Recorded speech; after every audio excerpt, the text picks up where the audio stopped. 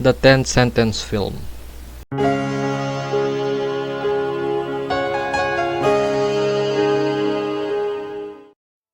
Now you have a genre.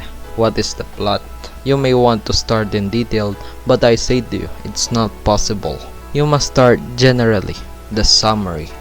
What is the main plot? The main story. This was a common mistake for beginners. They want to create it perfectly. They want to start in detail. But you cannot do that.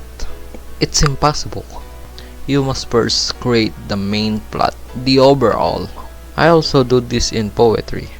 First I create a story, then prose poetry, then cut some unnecessary words and add some rhyming words, then add some poetic praise.